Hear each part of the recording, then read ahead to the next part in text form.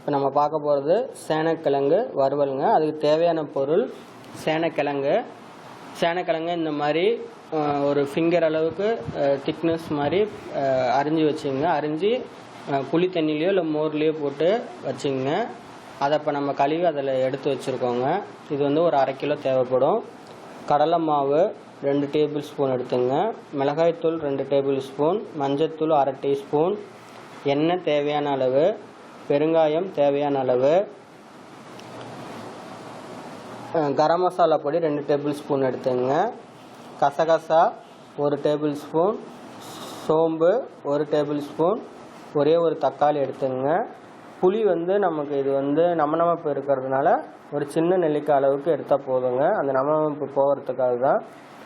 அதே போல் பட்டை, கிராம்பு, பூண்டு வந்து 6லேருந்து 7 பல், சின்ன வெங்காயம் ஒரு 10 சின்ன வெங்காயம் எடுத்துங்க. உப்பு தேவையான அளவு. இப்போ இதை எப்படி செய்யணுங்கிறத நம்ம பார்ப்போம். சேனக்கிழங்கு வறுவலுக்கு நம்ம அரைக்க வேண்டியதை பார்ப்போங்க.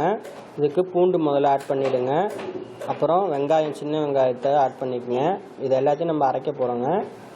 அதனால் மிக்சியில் போட்டுங்க. அப்புறமா வந்து கரம் மசாலா தூள், கசகசா, சோம்பு,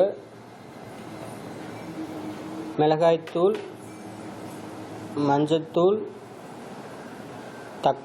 தக்காளி ஒன்று நம்ம எடுத்து வச்சுருக்கோங்க. அந்த ஒரு தக்காளி, புளி, இது எல்லாத்தையும் நம்ம ஆட் பண்ணிடுறோங்க. ஆட் பண்ணி இதை நல்லா நைஸாக அரைச்சிடணுங்க. சேனக்கிழங்குக்கு வந்து பார்த்திங்கன்னா சேனக்கிழங்கை நம்ம வேக வச்சுருக்கோங்க. நல்லா அரை வேக்காடு வேக வச்சு எடுத்துருக்கோம். இதில் உப்பு ஆட் பண்ணிட்டோம், மஞ்சத்தூளும் ஆட் பண்ணிட்டோங்க. இது லைட் தொட்டிங்கன்னா இது கிழங்கு வந்து உடையணும். அந்த அளவுக்கு பார்த்தோம். அதுதான் அரை வேக்காடுங்கிறது. ஸோ அந்த மாதிரி வேக வச்சு எடுத்துருக்கோம். இப்போ அதில் இந்த அரைச்ச மசாலாக்கள்லாம் சேர்க்குறோங்க.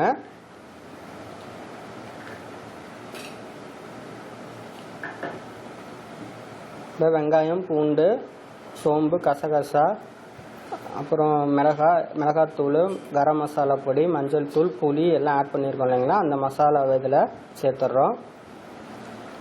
அப்புறம் கடலை மாவு இதில் வந்து ஆட் பண்ணுறோங்க. ஆட் பண்ணி இதை நல்லா பிசைஞ்சிக்கணுங்க. நம்ம சும்மா 1 டீஸ்பூன் 2 டீஸ்பூன் கடலை மாவு இருந்தால் போதும். ஒரு பைண்டிங் ஏஜென்ட்டுக்கு தாங்க அது. ஏன்னா நம்ம தேங்காய் இதில் ஆட் பண்ணி நம்ம அரைக்கல. ஸோ ஒரு மசாலா தனியாக பிரியாமல் இருக்க கடலை மாவு அதுக்கு தான் யூஸ் பண்ணுறோம்லே, வேறு ஒரு இதுக்கு இல்லைங்க. ஸோ இதை நல்லா பிசைஞ்சு ஒரு 10 நிமிஷம் ஊற வச்சுருங்க. அதுக்கப்புறமா இதை எப்படி செய்யறதுங்கிறத நம்ம பார்ப்போம். கிழங்கு வறுவலுக்குங்க வடை சட்டி அடுப்பில் வச்சு எண்ணெய் விட்டுக்கிட்டு, எண்ணெய் காஞ்சோடனே பெருங்காயம் போட்டிருக்கோம். அதில் பட்டை, லவங்கமாக ஆட் பண்ணிட்டோங்க. இந்த மசாலாக்கெல்லாம் கலந்து வச்சுருக்கோங்க சேனக்கிழங்கு, அதை நம்ம இதில் ஆட் பண்ணுறோம்.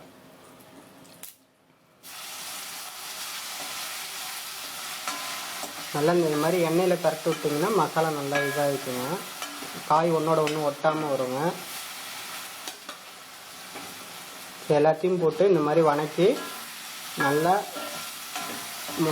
மசாலா வாடை போய் இந்த காய் நல்லா வேகிற அளவுக்கு இதை எடுத்துக்கணுங்க.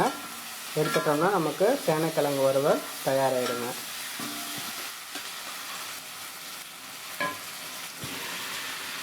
ஏன்னா இதில் பூண்டு, வெங்காயம் எல்லாமே பச்சையாக தாங்க போட்டிருக்கோம். எதுவுமே நம்ம வணக்கல. ஸோ இதை நல்லா அனலில் வச்சு நல்லா வணக்கணுங்க. பச்சை வடை போகிற அளவுக்கு லோ ஃப்ளேமில் வச்சு நல்லா வணக்கணுங்க. இது 10லேருந்து 15 நிமிஷம் ஆகுங்க. இது வேகட்டும். சேனைக்கிழங்கு வறுவல் தயாராகிடுச்சுங்க. நீங்களும் செஞ்சு பாருங்கள். செஞ்சு பார்த்துட்டு உங்கள் கமெண்ட்ஸை எங்களுக்கு எழுதி அனுப்புங்க. நன்றி.